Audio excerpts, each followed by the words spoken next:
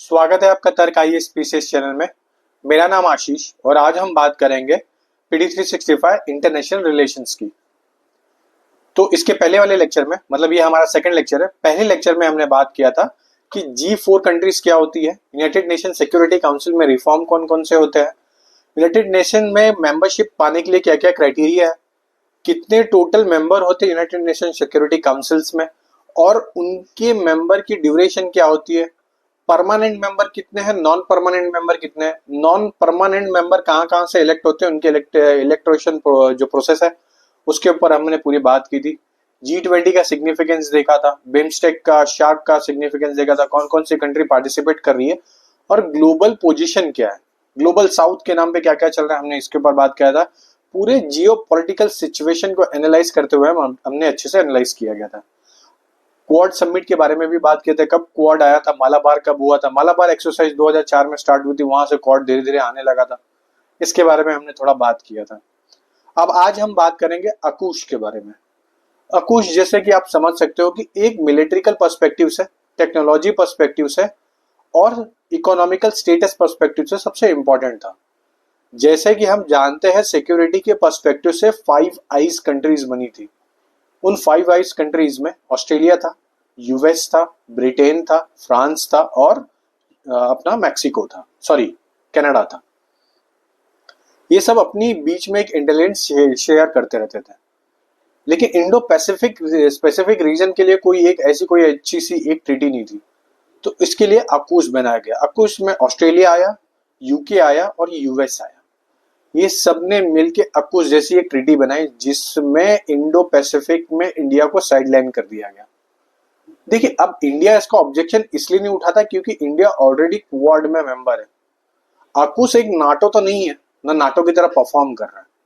वो सिर्फ और सिर्फ टेक्नोलॉजी के एनहांसमेंट को इंक्रीज कर रहा है, स्पेशली ऑस्ट्रेलिया के पर्सपेक्टिव से, सो दैट इंडिया को कोई फर्क ही नहीं पड़ता है। तो इंडिया के पास क्वाड है, तो क्वाड इंडो पैसिफिक रीजन में सिक्योरिटी को इंश्योर कर रहा है। सेम चीज है, आकूश थोड़ा सा अलग हो जाता है। क्यों अलग हो जाता है इसके बारे में हम बता देता हूँ। देखिए, अब मैप देखिए, सिर्फ इस मैप को, इस मैप में आपको ये पता चल रहा है कि ये रहा हमारा प्यारा देश इंडिया, ये रहा एक ऑस्ट्रेलिया, ये हो गया यूएस और ये हो गया यूके। तो ये 3 कंट्री ने मिलकर अपने लिए आकूश लॉन्च किया, जो इंडो पैसिफिक रीजन को मेनली फोकस रखते हुए किया। ऑस्ट्रेलिया के ऊपर फोकस रखने का जो सबसे बड़ा रीजन था वो था चाइना। चाइना का प्रेजेंस ऑस्ट्रेलिया में बहुत ज्यादा दिखने लग गया, जिसके वजह से इंडो पैसिफिक रीजन में चाइना का सिग्निफिकेंस बहुत ज्यादा इंक्रीज हो रहा था और यूएस का सिग्निफिकेंस कम हो रहा था। सो दैट यूएस और यूके मिलकर ऑस्ट्रेलिया पे कंट्रोल करने की और ऑस्ट्रेलिया के अदर इनिशिएटिव्स में पार्टिसिपेट करने लगे, ताकि कोई थर्ड कंट्री आके उसको ऑक्यूपाई या अपना सिग्निफिकेंस नोटिस ना कर पाए, स्पेशली चाइना। ठीक है, तो ऐसे बहुत सारे इश्यूज रहे जिसमें ऑस्ट्रेलिया बैकफुट पे आया था जब भी चाइना बोलने लगता कुछ तो। ओके, चलिए अब आगे बढ़ते हैं। तो कब बना आकूश? आकूश बना था 2021 में। ठीक है, 2021 में आकूश बना। तो इसका क्या था? 3 वे स्ट्रेटेजिक था। क्या क्या था इसमें? तो सबसे पहला था कि boost defence capabilities, accelerate technology integration, expand the industrial capacity of all 3 countries में। ये इनका मेन मोटिव था। नाटो को बराबर नहीं है, जैसा कि मैंने आपको बता चुका हूँ। चाइना को काउंटर करने के लिए मेनली इसके ऊपर भी एक बात की जा रही है। डिफेंस टेक्नोलॉजी को एडवांस करने के लिए क्रिटिकल टेक्नोलॉजी हो गई, लीगल बाइंडिंग ट्राइपेटरी एग्रीमेंट्स होगी, जिसमें तीनों एक डिजिटल टेक्नोलॉजी को यूज करने की यूटिलाइज के ऊपर बात करेंगे। Action naval nuclear propulsion information agreement होगा, जिसके थ्रू पे ये साइन होगा कि कौन कौन सी टेक्नोलॉजी एक दूसरे के साथ शेयर होनी चाहिए, इसके अलावा और कुछ नहीं होनी चाहिए। तो उसके ऊपर साइन किया गया। अब जैसे कि इसके 2 पिलर है।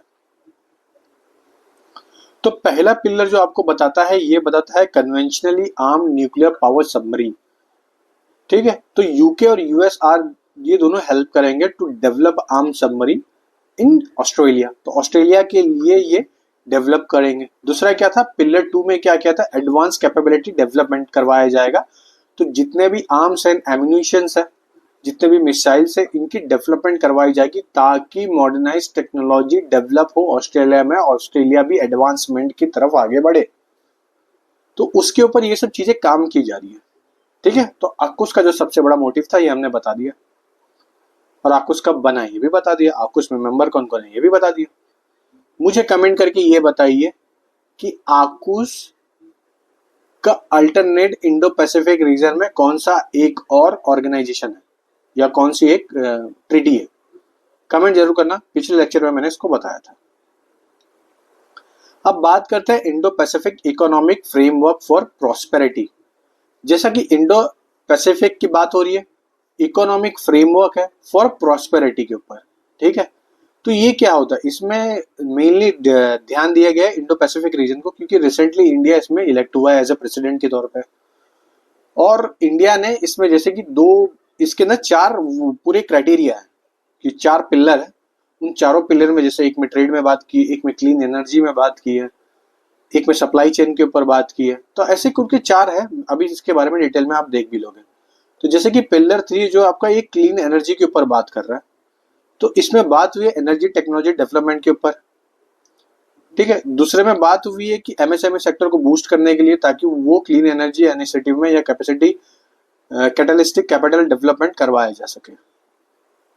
फेयर इकोनॉमिक एग्रीमेंट में टैक्स में ट्रांसपेरेंसी, सिंगल ट्रांसपेरेंसी इंश्योर करना, एंटी करप्शन मेजर्स लेना, इन्फॉर्मेटिक शेयर जो भी रहेगा दोनों के, कोई भी कंट्री जो इसके अंदर पार्टिसिपेट करी उनके बीच में शेयर होता रहे ताकि ट्रांसपेरेंसी बना रहे।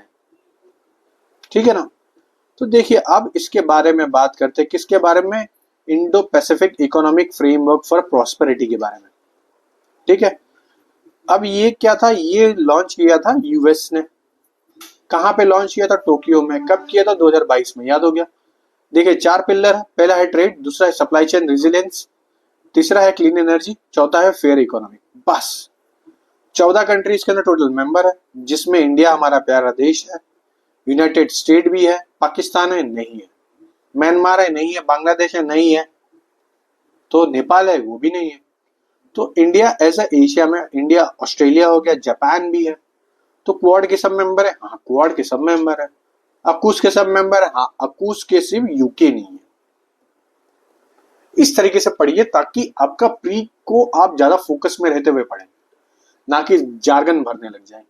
ठीक है, तो मैं जार्गन छोड़ के आपको सब कुछ पढ़ा दे रहा हूं। तो ये इसका क्या है, एडवांस रेजिलियंस, सस्टेनेबिलिटी एंश्योर करना, इंक्लूसिवनेस, इकोनॉमिक ग्रोथ, फेयरनेस और कंपटीशन एक इंडो पैसिफिक रीजन में जनरेट करने के लिए, किसमें, इकोनॉमिक डेवलपमेंट में।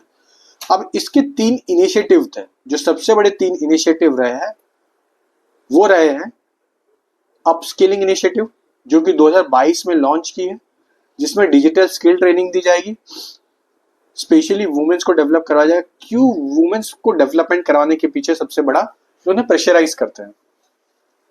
जैसा कि डेवलपिंग कंट्रीज में वुमेन बहुत पीछे होती है as a work force participation में, तो डेवलपिंग कंट्री को अगर डेवलप्ड क्यों या और अच्छी कंट्री बनाने के लिए वुमेन का पार्टिसिपेशन बहुत जरूरी होता है। उस वुमेन के पार्टिसिपेशन के लिए बहुत सारी अलग अलग तरीके से इनिशिएटिव अदर इंटरनेशनल इंस्टीट्यूशन लेती रहती है, सो दैट, तो अपस्किलिंग इनिशिएटिव एक उसका ही एक पार्ट रहेगा। क्रिटिकल मिनरल डायलॉग्स रहेंगे।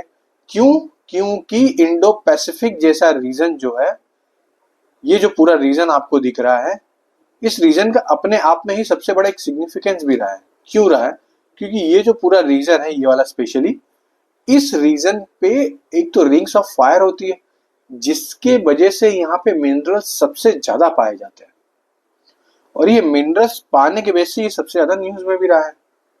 तो सो दैट सबके बीच में अगर इंफॉर्मेशन शेयर होती रहेगी तो फिर कोई तकलीफ ही नहीं होगी। समझ गए। कॉर्पोरेशन वर्क प्रोग्राम में एडवांस क्लीन इकोनॉमिक गोल्स जो रहेगा, अब एडवांस इकोनॉमिक जितने भी गोल्स रहेंगे उसके ऊपर फोकस रख के सब कुछ किया जाएगा, तो वो यही है। सप्लाई चेन एग्रीमेंट बनेंगे, जिसमें सप्लाई चेन एग्रीमेंट में India has been elected vice chairman. ठीक है, और इंडिया की तरफ से कुछ इनिशिएटिव भी रही है, जो लगभग 13 कंट्रीज को मिला के ऐसे एक पार्टनर्स के तौर पे लॉन्च की गई है। पहला है सप्लाई चेन काउंसिल्स बनेगी, क्राइसिस रिस्पांस नेटवर्क बनेगा, लेबर राइट एडवाइजरी बोर्ड बनेगा।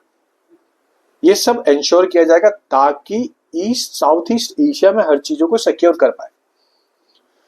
देखिए तो जरूरी ही पड़ेगा, क्योंकि आपको ये सब चीजें समझनी तो पड़ेगी। इंडो पैसिफिक इकोनॉमिक फ्रेमवर्क, तो ये एक फ्रेमवर्क वही है कि जहां पे इकोनॉमिक डेवलपमेंट करवाना है, कहां पे, ग्लोबल साउथ में। तो इंडिया अब ग्लोबल साउथ को रिप्रेजेंट कर रहा है, जिसके वजह से वो यहाँ पे इलेक्ट हुआ है। इस तरीके से याद रखिए, हमेशा आपको याद रहेगा, ज्यादा तकलीफ भी नहीं होगी। ठीक है, चलिए आगे बढ़ते हैं। India middle east European economic corridor. ठीक है, अब ये कहां पे इसकी सबसे पहली बात हुई थी? बात तो G7 में हुई थी। ठीक है, G7 जो यूके में हो रहा था, वहां पे बात हुई थी। लेकिन G20 में कहा हुआ था? G20 2023 में।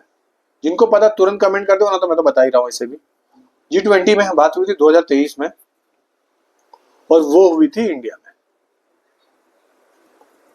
ठीक है, तो G20 में इंडिया में बात हुई और India middle east European corridor के ऊपर बात की, जिसमें रेल, रोड, शिपमेंट और ऐसे बहुत सारे मीडियम को कनेक्ट किया गया, ताकि India to Middle East countries को कनेक्ट कर पाए। क्या यूरोप तक जाएगा ये? हाँ, यूरोप तक जाएगा। यूरोपियन यूनियन को भी इसमें इंक्लूड किया गया।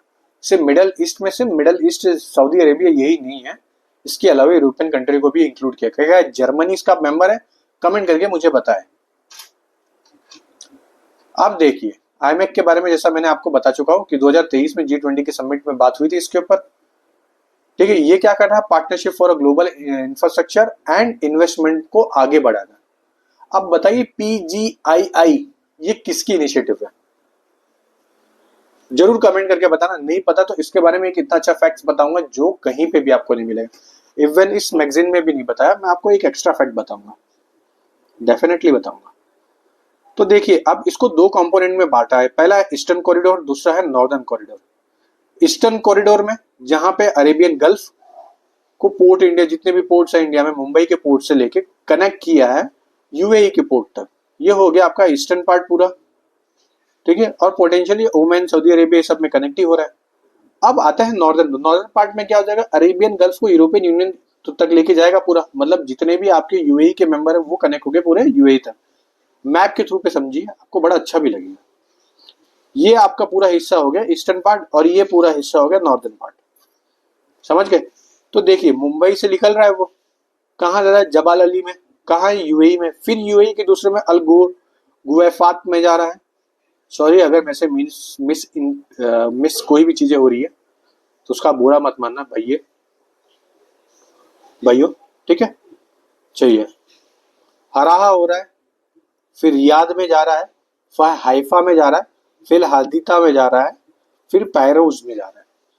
ठीक है, तो अब इसके अंदर कौन कौन सी कंट्री इसकी मेंबर रही है? तो देखिए इसकी जो कंट्री मेंबर है वो है, पहली है India, European union, France, Germany, Italy, Saudi Arabia, UAE, US. That's it. ठीक है, अब इससे ज्यादा और आपको कुछ पढ़ना नहीं है।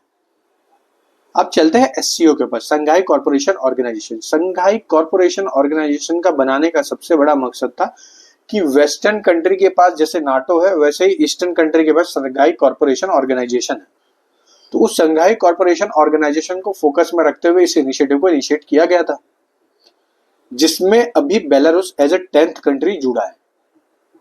ठीक है, इंडिया और पाकिस्तान इसमें 2015 में ऐड हुए थे। 2015 में इंडिया एंड पाकिस्तान ऐड हो गए थे। ठीक है, आपको जो इंपॉर्टेंट पॉइंट है मैं उस हिसाब से ही बता रहा हूं। इसका हेडक्वार्टर कहां पे है? बीजिंग में। बीजिंग कहां आता है? चाइना में। फर्स्ट कल्चरल कैपिटल सिटी कौन सी बनी है? Varanasi as a Kashi. तो इंडिया जो सॉफ्ट पावर में जुटा हुआ है अच्छे से। 10th मेंबर कौन सा? अभी मैंने बताया, आपको पता तो कमेंट करके बता दीजिए। तो अभी टोटल कितने मेंबर है इसमें? 10 मेंबर। कौन कौन से हैं? China, Russia, Kazakhstan,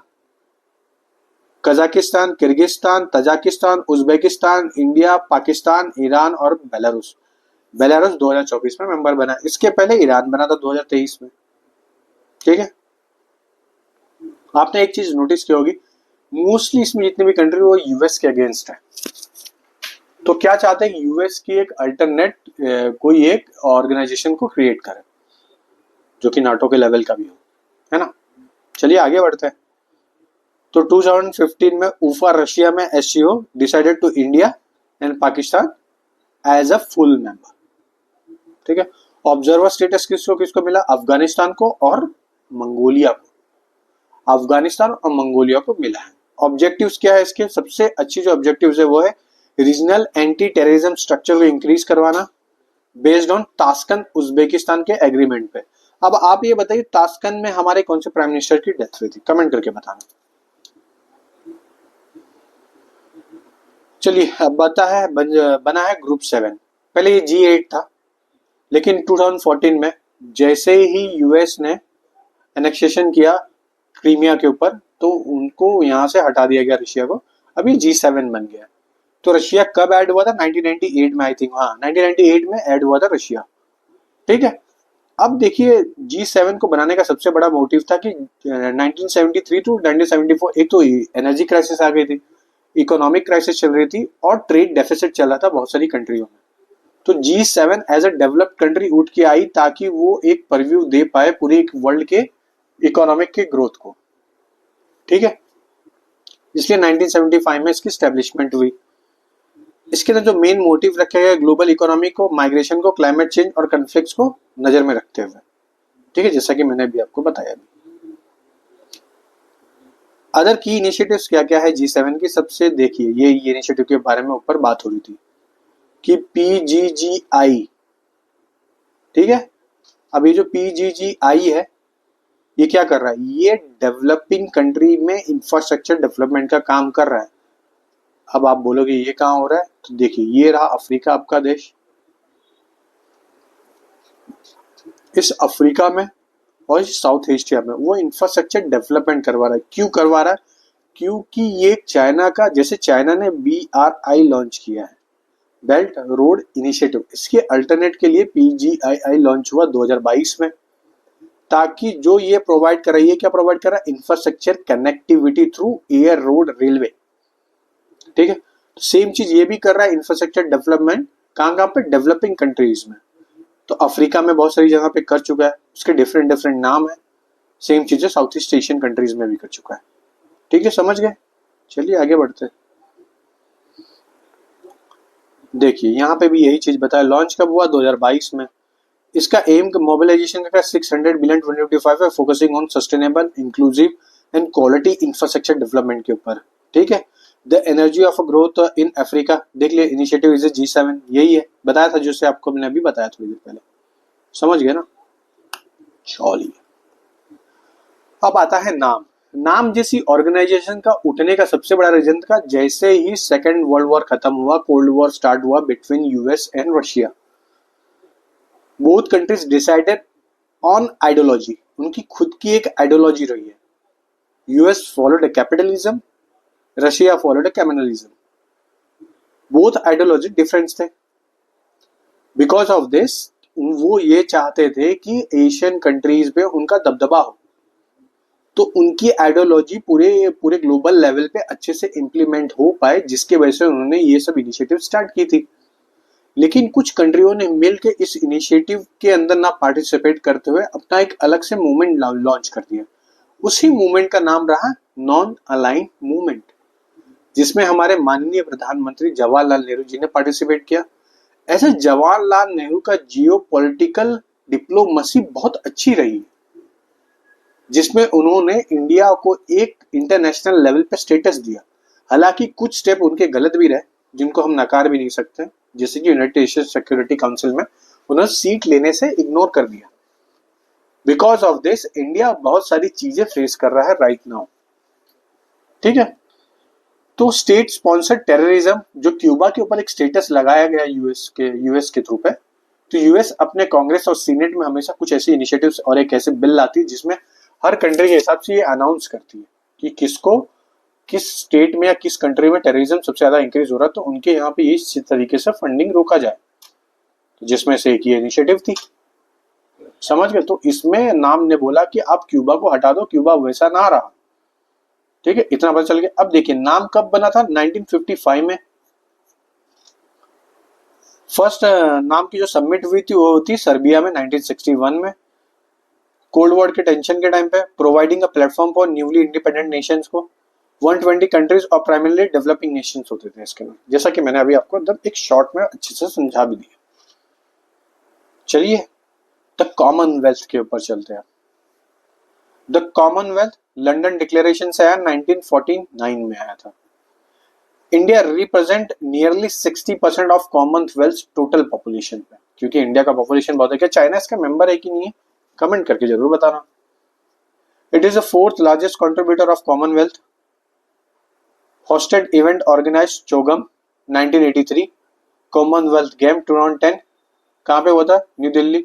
Sheila Dikshit, corruption तो याद ही होगा सबको, ठीक है। तो इंडिया यूएन डेवलपमेंट फंड 2018 में 15 मिलियन का ओवर 5 ईयर्स के लिए किया गया था।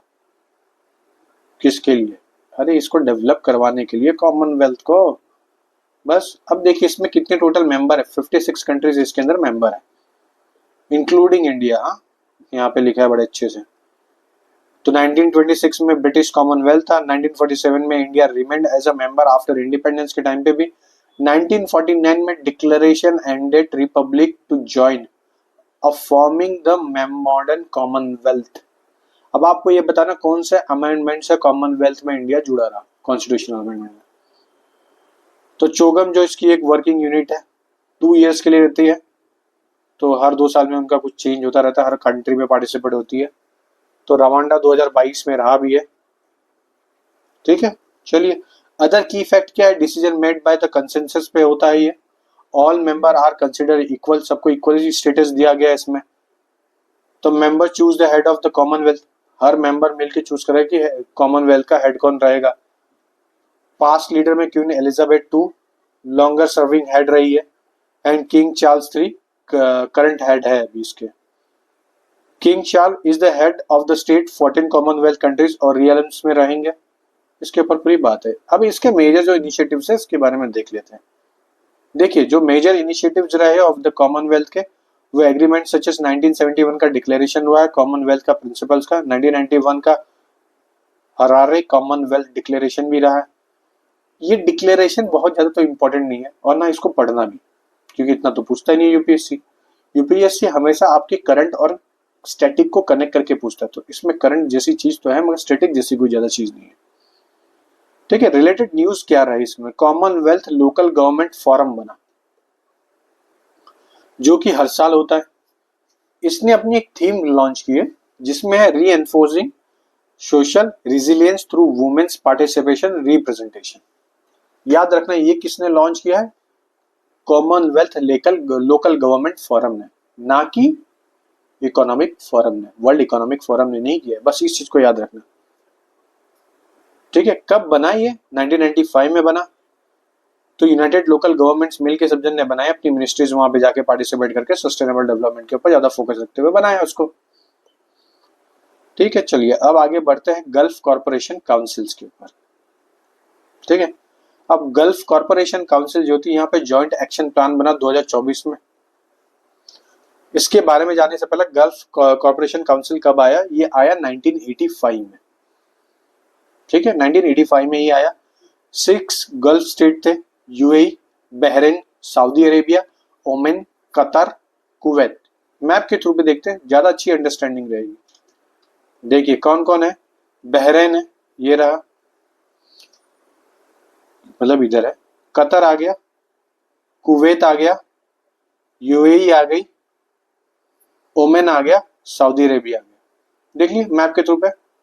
चलिए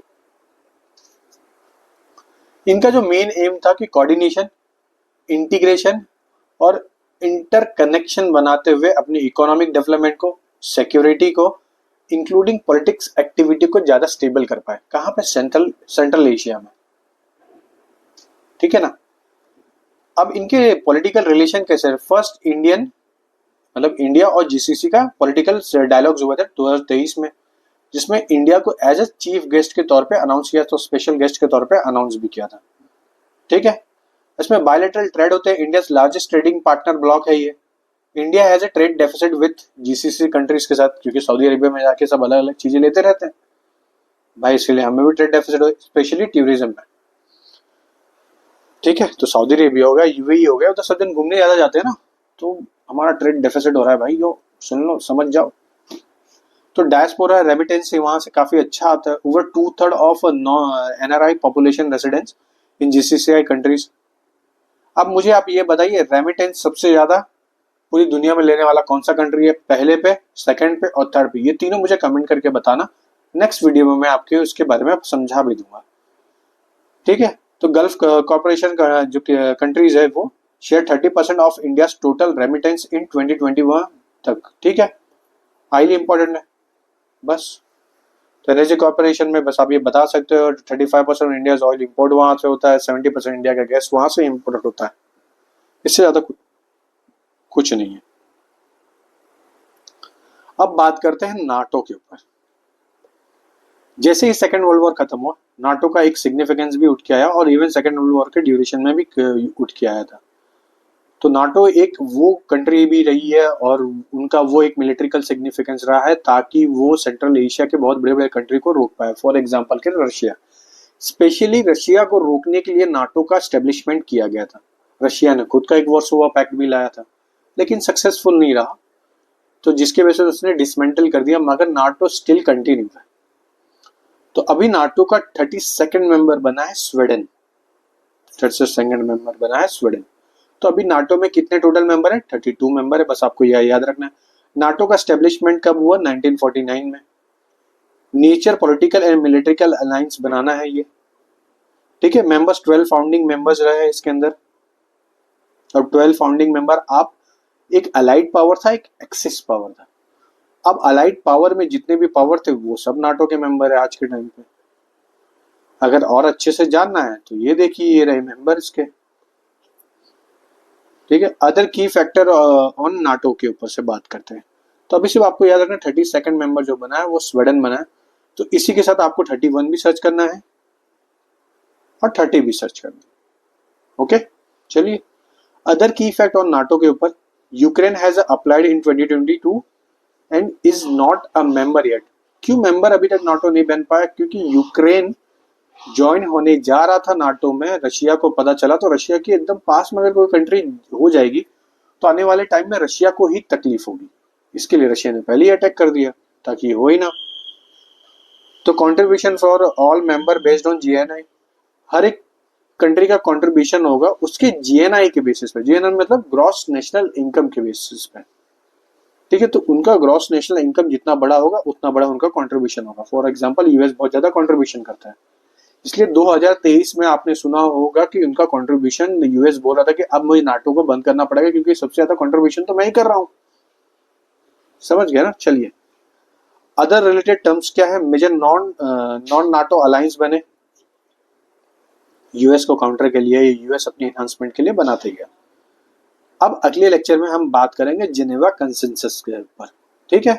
1949 का ये कंसेंसस है, इसके ऊपर बात करेंगे। थोड़ा धीरे धीरे जा रहा है लेकिन आपकी एक क्लियरिटी बनाते हुए जा रहा है, ठीक है दोस्तों। और अच्छी जानकारी के लिए आप हमारा टेलीग्राम का चैनल फॉलो करते रहिए। चलिए, जय हिंद दोस्तों।